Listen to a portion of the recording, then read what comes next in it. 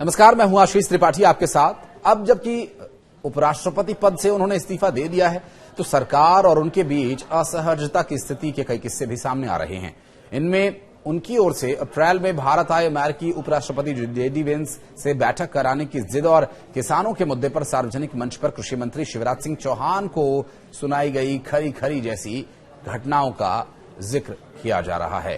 राष्ट्रपति भवन के सूत्रों के मुताबिक सोमवार को धनखड़ करीब 8:30 बजे अचानक राष्ट्रपति भवन पहुंच गए और उन्होंने राष्ट्रपति से मिलने का समय नहीं लिया था और उनके अचानक वहां पहुंच जाने से अफरा तफरी का सा माहौल था। अधिकारियों ने तत्काल इसकी सूचना राष्ट्रपति को दी और उन्हें ऐसे में राष्ट्रपति से मिलने के लिए करीब आधे घंटे तक इंतजार भी करना पड़ा। अब इस मुलाकात में धनखड़ ने तत्काल राष्ट्रपति को अपना इस्तीफा सौंपा और जब तक कुछ वो समझ पाता, जानकारी सोशल मीडिया पर सार्वजनिक हो गई। सरकार और धनखड़ के बीच असहजता की स्थिति की शुरुआत बीते साल दिसंबर महीने में तब हुई जब उन्होंने सार्वजनिक मंच पर किसान आंदोलन पर सरकार की नीति का विरोध किया था।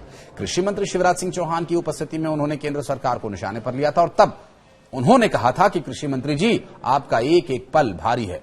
मुझे बताइए कि क्या सरकार ने किसानों से कोई वादा किया था? अगर किया था तो उसे पूरा क्यों नहीं किया गया? किसान आंदोलन को सीमित रूप में दिखाना आपकी बड़ी भूल होगी, क्योंकि जो किसान सड़क पर नहीं है वो भी चिंतित हैं।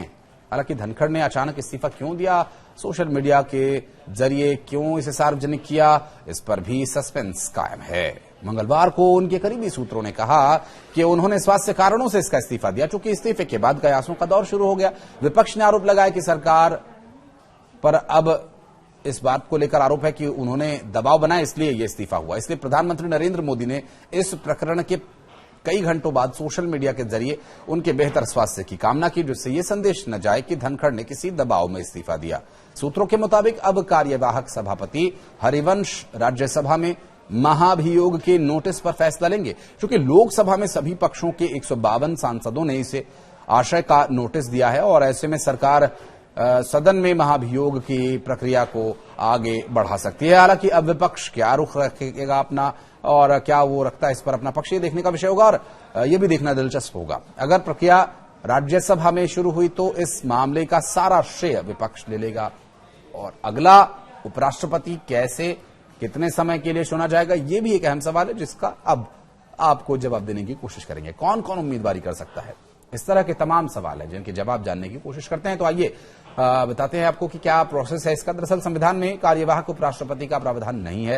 हालांकि उपराष्ट्रपति राज्यसभा के सभापति जरूर होते हैं और पदेन सभापति होने के नाते ऐसे में उपसभापति उनकी मौजूदगी में तो वो काम करते हैं, लेकिन गैर मौजूदगी में ये जिम्मेदारी संभालेंगे। फिलहाल उपसभापति हरिवंश नारायण सिंह हैं, तो ऐसे में सदन उनकी निगरानी में ही चलेगा।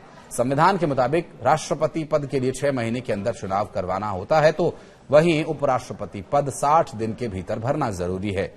यहां यह जान लेना भी जरूरी है कि अगर उपराष्ट्रपति अपना कार्यकाल पूरा कर लेते हैं, ऐसे समय में 60 दिन की डेडलाइन है और अगर बीच में ही इस्तीफा दिया जाता है तो उसकी कोई समय सीमा तय नहीं है।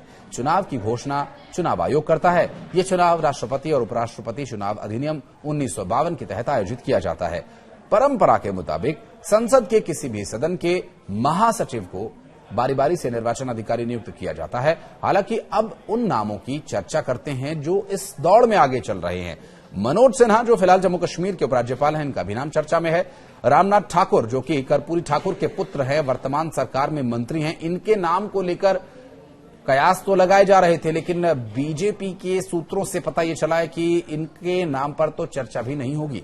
भारत रत्न जननायक कर्पूरी ठाकुर के बेटे हैं और इसके अलावा कुछ और जो नाम हैं, जिसमें एक बड़ी और खबर वो भी आई, वो भी आपको बताएंगे। लेकिन रामनाथ ठाकुर जो कि राज्यसभा के सांसद भी हैं बीजेपी की तरफ से, और बिहार से एक नाम और भी चर्चा में है, लेकिन अब उसके इस बड़ी खबर के आने के बाद कयास खत्म होते समझे जा रहे हैं। राजनाथ सिंह जो कि देश के रक्षा मंत्री है, घनश्याम तिवारी, अर्जुन राम मेघवाल, वसुंधरा राजे, हरिवंश नारायण सिंह, गुलाब चंद कटारिया, और इस बीच एक बड़ी खबर वो ये आ रही है कि अगला उपराष्ट्रपति भी बीजेपी से ही होगा और इसके लिए एनडीए के सभी दल एकजुट है। प्रधानमंत्री नरेंद्र मोदी के वापस लौटने के लिए इंतजार हो रहा है और उसके बाद इस पर चर्चा होगी और उम्मीदवार का नाम घोषित हो सकता है। रामनाथ ठाकुर पर अटकलें बेबुनियाद कही जा रही हैं, सूत्रों के हवाले से आ रही खबर। इससे पहले ये नाम चर्चा में चल रहे थे, कुछ और नाम चर्चा में थे जो कि बीजेपी से नहीं थे, लेकिन अब जो सूत्रों के हवाले से जानकारी मिल रही है वो ये कि अगला उपराष्ट्रपति भी बीजेपी से ही होगा। और अब देखना यह होगा कि अगला उपराष्ट्रपति कौन होता है।